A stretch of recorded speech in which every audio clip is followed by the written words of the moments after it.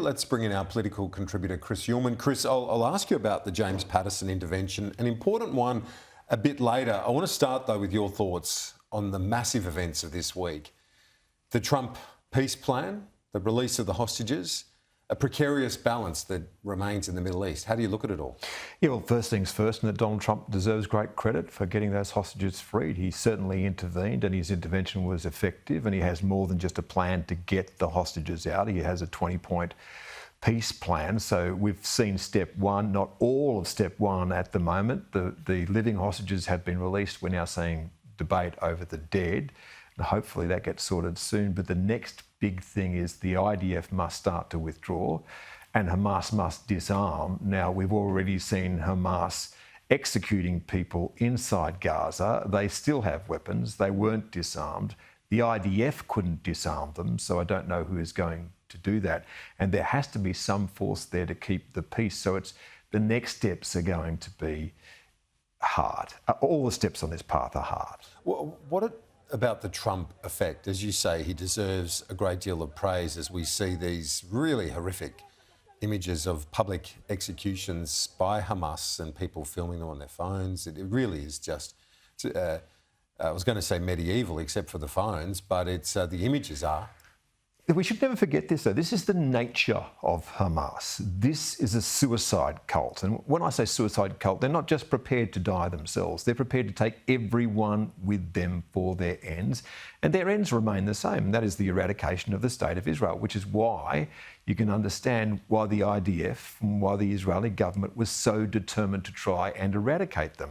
As long as they exist, they're a threat. Now, the problem is, you eradicate Hamas, you'll get something equally bad in its place. So the sentiment will remain there. So, you know, it's an extraordinarily difficult thing to see how you work out the future of a place like Gaza, while the people who would govern it essentially don't care at all about the people who live within the boundaries. They don't care. And now the Prime Minister heads to Washington on Sunday, our time.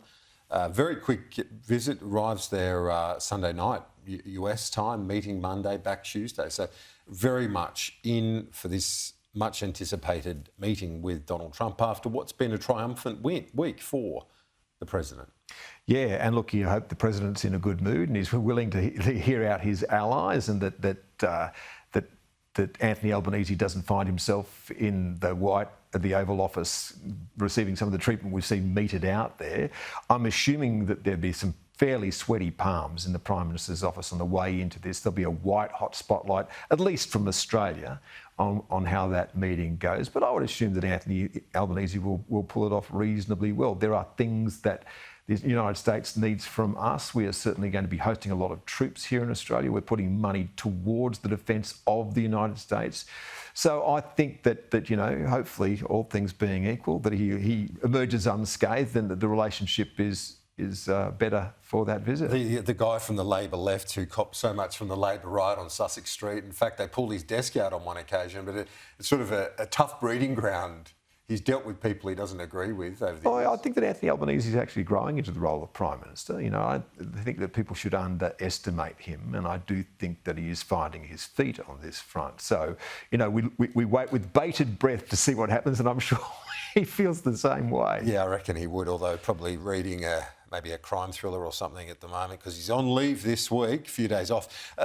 And it's interesting that he is on a week leave with Jodie Hayden, because this week, they won a great backflip, Nadia Comaneci style backflip from Jim Chalmers on superannuation. Yeah, except Nadia Comaneci landed on her feet, as I recall, and got a perfect 10. I think that unfortunately for the Treasurer, he's landed flat on his face on this one. This was something that he put forward and that he defended stoutly.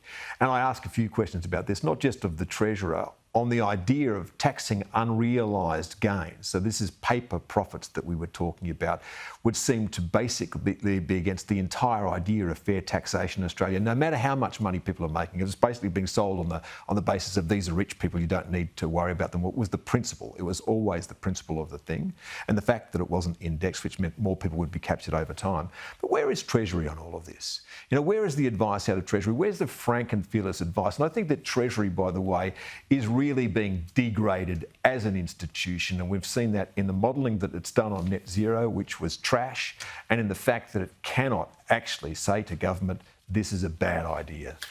Now, speaking of ideas, James Patterson's speech, I thought it was a really impressive speech. As one of my colleagues said to me, though, should that be the message and the address that the leader gave, as opposed to Senator?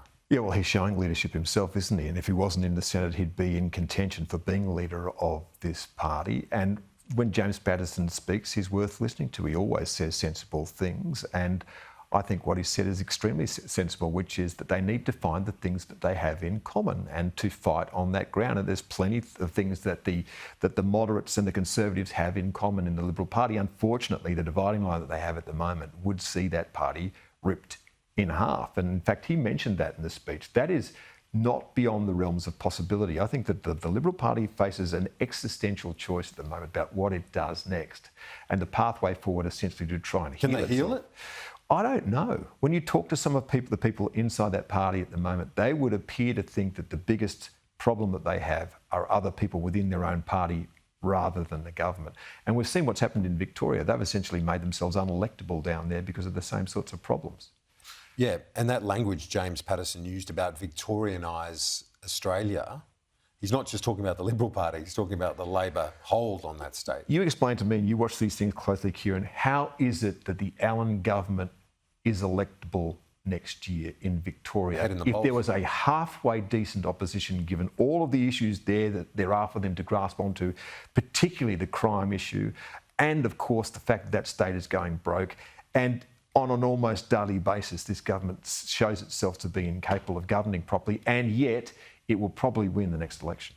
Extraordinary, isn't it? Hard to imagine. Chris Uhlmann, great to see you as always. Thanks. Thanks, mate. We'll talk to you next week.